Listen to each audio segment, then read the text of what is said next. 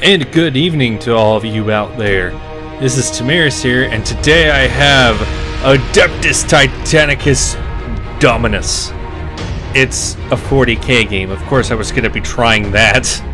It's currently in early access for a whole $10, which is a lot cheaper than you'll probably find in original Adeptus Titanicus box set, and is also cheaper than the Adeptus Titanicus box set that we're going to be getting #soon.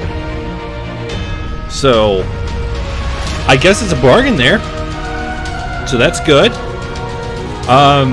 For those of you that aren't aware, it's in the Warhammer 40k universe. It doesn't have that tag on it because it's trying to identify as its own game, which is fine because when they released the original Titanicus and Epic sets, they didn't have a 40k sticker on them because they were going to be their own line, even though they're in the exact same universe. But it's 40k.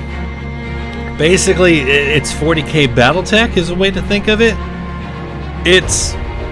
We're gonna have our gigantic skyscraper-sized robots that can level dozens of city blocks with minimal effort. Just pound the crap out of each other. Because that happens in 40k. Because it's 40k, of course it's gonna happen. Let's go ahead and click start on this one. Okay, just to let you guys know, this is where it went a little weird. I have no idea what happened here. But I go in here, hit solo play a skirmish game, and the entire time I'm doing that, all it shows is the menu screen. My cursor's moving. When I played, I was playing an actual game. It actually had a screen there, but the recording only showed the menu screen. I have a second battle that I do after I played the tutorial because there were some things I didn't understand what was going on. So I have that footage. So we'll watch that footage, but I'll sometimes be referencing the previous battle, kind of. So at least now you know what the hell's going on there. Sorry about that, but I have no idea what I could do to fix it as much as I would want to. I'm really not even sure why that happened. Okay, so just going through the tutorials of the game real quick, and they note something here, and something I don't quite personally agree with too well.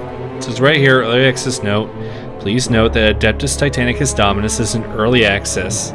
Parentheses, alpha for those familiar with development terminology. I personally don't think your early access game should be in an alpha state. It should be closer to a beta state. But that might just be me, just because it kind of has actual meat on the bone for you to know what the game's going to be doing. Because sometimes when they're alpha, it's just so early and it can be so piss poor that it just ruins any kind of impression you could have made, and that it stays. That stigma can stay. Alright, the tutorial actually was not a whole lot because there's quite a bit handled behind the scenes in this game. It did, however, answer the questions of why certain things were not working the way they were. It was actually very simple. I'll show it off when we get to the point, because hopefully now this game will go over smoothly since I actually have an idea of what the hell I'm doing. But basically is what it is. Oh shit, my 3 warhounds got matched up against something much bigger and more dangerous than them. I should have looked at that before I committed that guy over there, because he needs to not be over there then. These guys need to charge up the middle. Anyway. So, like when I was clicking on the lines of shooting at people, the reason why my Titans weren't shooting is the lines themselves point out whether or not you are actually in range. And the line of sight blocking is also a factor, and those lines that you're pointing at will, again, also inform you of this. So really, I did not take the time to actually look and figure out what everything meant. So, yeah, now I know what everything meant. Now I've actually taken the time to look at it, so hopefully this will go over a bit better. Okay, so right here, what I'm looking at with these lines, and the numbers also inform it, but they don't make a whole lot of sense. So, it's showing me the lines from my guns, where it's starting, and the range is on them. If it's your orange is your maximum range, with your red being it's too far away. When it's green, that means you're well within the range. So right here, it's telling me when the warlord ends its movement, it will be enough in range to use volcano cannons.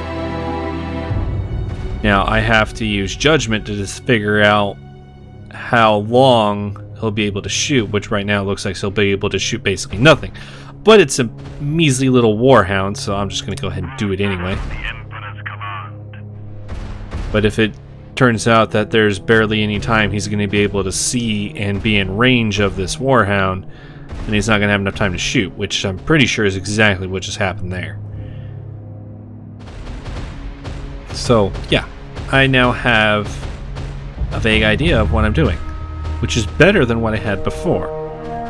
But there's things with like an end phase of when you deal with putting out fires and getting your void shields back and fixing damage, all the micromanaging stuff. The game just auto does it for you. You don't have to worry about it, which is kind of nice.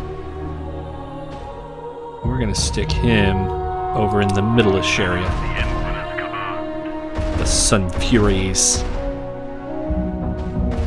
Decided to go for a little bit of a different layout. We have a flank full of warhounds and a smaller flank that's just reavers. And we brought 2 warlords today with a reaver in between them. So I'm going for the use the warhounds to be pesky nuisances to keep them not being able to move where they want to move, while our big guys just kind of sitting back and below the ever-loving shit out of them, all in the name of the Emperor. These Titans don't look very chaosy, so I'm pretty sure I'm still a Loyalist Legion. Unfortunately, I'm not nearly as much up to my lore of many of the Titan Legions. It's a lot of their lore is in the 30k stuff, and man, am I behind on the 30k lore.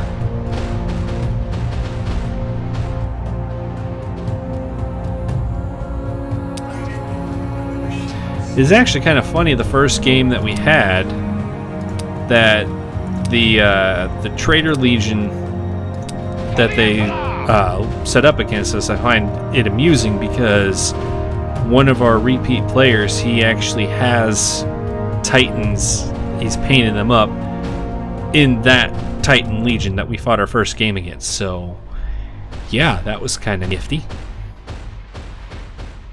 I really need to figure out when I finally build my Warhound what Legion's probably going to be. I'm likely going to make up my own Legion just because that's just how I roll. It's what I like to do. Go the whole custom route. I'm just going to use this phase to try and get my Titans into position. Don't want to get too far ahead. That is a Warhound. He can go quick on us. Oh, I figured out the retain too. It's we each get to give one order to all of our Titans, and you can just choose to hold on to it. The benefit to them, the drawback of me doing it. That's what I was trying to say is drawback. The drawback of me doing it is that, well, my guys are in a move, so wherever they're at, it's where they're stuck at, and then they can try and use that to their advantage. So it's an interesting thing to think about. And the tutorial did spell it out. I was correct. It is just based off of the old Titanicus. And I don't think new Titanicus is going to be that much different. I know I haven't seen much information come out of it. The best I've seen is that they're going to give us pre-made 3D game boards to put these really nice looking 3D terrain pieces on. And the Titans that they're shipping out, along with the Knights, oh, they look gorgeous. It's the computer age is wonderful in this fact because all they literally did have just ripped the CAD files that GW has for the 40K size of those models, just shrank it down to 10mm, print that out, just start molding it like that. The Warlord they showed, oh my god, he looks beautiful. Oh, I can't wait to get those models. It's going to be awesome. Absolutely awesome. All right. He ends up in a green, so he'll hopefully be able to do at least some shooting on this guy. Nope, no shooting, not enough time? Damn. Well, if he comes any more forward, he'll get screwed.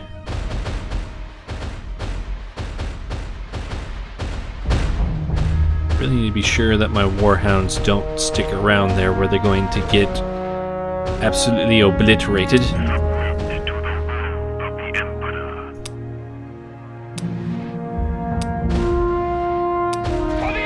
He might be able to take some shots there, I don't know. I'll just have him ready in case he can.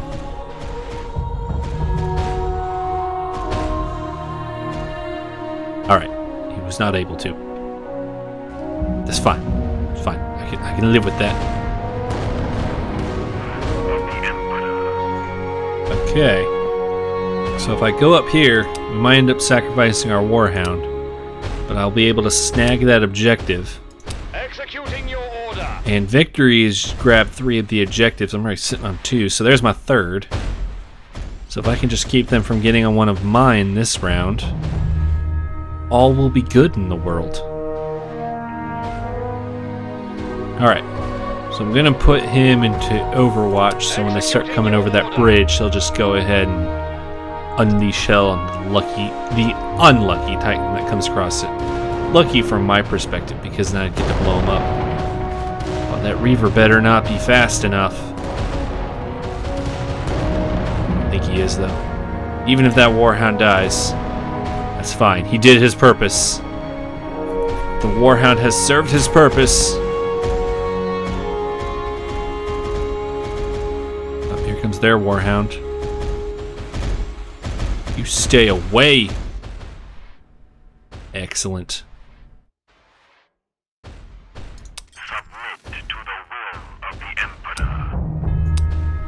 I mean, when I hear things like that, I must be a loyalist legion. Oh, he's gonna have monstrous time on that target.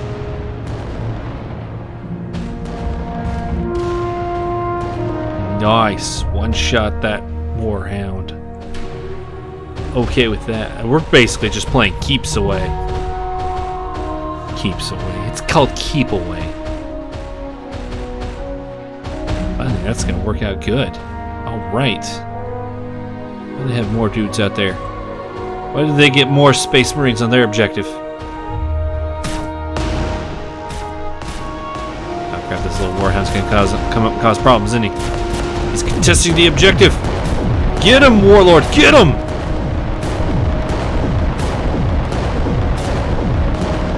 My God, he pummeled the hell out of that! That was a very good move indeed. Good job, Warlord. Good job. So now it's going to be all up to whether that Reaver can actually come up and do stuff to them. But I have a feeling he's not gonna. I think all we're going to have to do is just hold through the turns, and we got this on lockdown. Now it's going to be really cool if they add to this, since, you know, I just ran up right on top of this other Reaver. They add in the close combat weapons, so we can get the big old Reaver power fish just go and just start punching the crap out of each other. I mean, I know the Titans of 40K aren't exactly notorious for their melee combat prowess, but I think it would look cool. We're going to put our Volcano Cannon Warlord into Overwatch back here. Because all you do is then you try and take somebody over to kill that guy. And he has to hopefully live.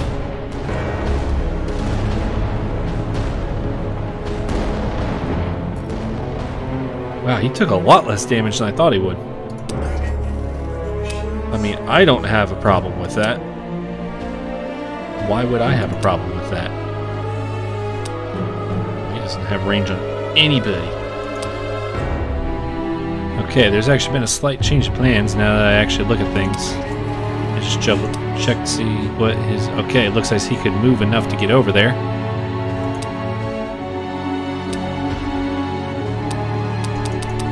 don't know why I can't click to allow me to fire on that guy. That's it. Oh, because I'm doing triple... Dumb person! You know why it won't do what it's trying to not let you do. Because now, since I have both these Reavers over here that haven't done anything, if they can just kill the crap out of that one, then that can be a game right there. Because turn 3, it's this end phase is when it's going to start checking for victory. So our activation. Alright.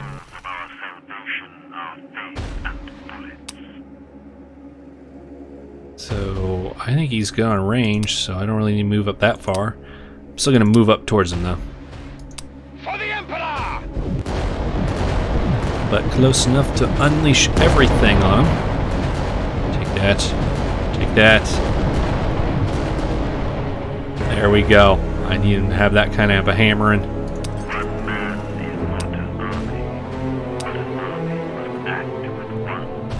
And, or should I? We're going to do sustained fire since we fire more effectively with it. Open fire! Make it dead! Come on, you got double volcano cannons. You should be able to kill that. Nice! Victory! Take that! That's what you get for trying to turn your back on the Emperor! Alright. Well... They've now admitted that this is an alpha game, where I'm still not sure if alpha is the wise way to go, but I can actually definitely see this going places. Yeah. I can see this, as long as they stick with it, really develop it. I think one of the other steps after they've developed and have more variants in there is maybe just polish up, make it look nice, because I'm sorry, if you see a Warlord Titan in person, which I have, I've actually seen two real-life Warlord Titans in person.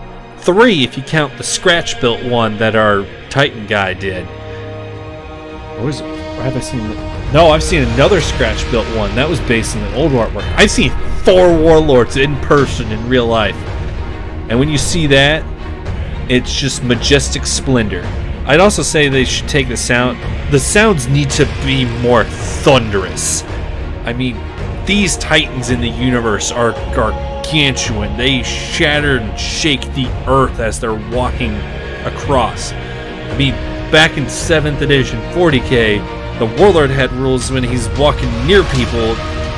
No, that wasn't the Warlord, that was the Emperor Titan. Emperor Titan had when he's just walking near people, and he's just setting off chaos just with his feet. Of course, he can also carry platoons of guardsmen inside of it, so there's that. Yes, your foot is a transport. Yeah, what I think needs to be developed first is sound design.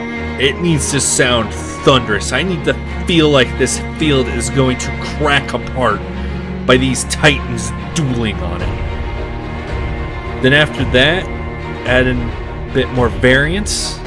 Gonna add in more variance. I actually think where the gameplay's at is fine. It's got a depth there, but it's not too deep. Because that's actually a thing that I like about this is it's taken out a lot of the busy work that Titanicus had, which I have a feeling was the thing that might have offset people back then to play it, was the bookkeeping, because I know a lot of times when I show off Battletech to people, they see the bookkeeping and the size of the rulebook, and those combined, they're like, well, that's going to be too much. And even when they don't see the size of the rulebook, they just see the bookkeeping, and they're like, man, that's way too complicated. But you actually play it, well, no, not really. unless you're putting yourself in really weird circumstances, it's actually not that complicated. So I like it being simpler, being quicker. They're gonna have to figure out how to add in like challenges and all that, because I think they were, if I go here, they were doing, yeah, they're gonna want a campaign. So they're gonna have to find other ways to add the depth and the challenge to it. So yeah, I think sound should come first, add in variants, then on your actual missions figure out what you're gonna do to make it a bit more complex than that. And then polish up visuals after that. And then that should be to a release title, and then from there you can just really do the other bits just willy-nilly at that point. That's the nice thing about this. Though they're calling themselves an alpha, which I don't necessarily agree with for an early access game, I can at least see the path to take to make this pretty good. Yeah. And it's not like I'm biased or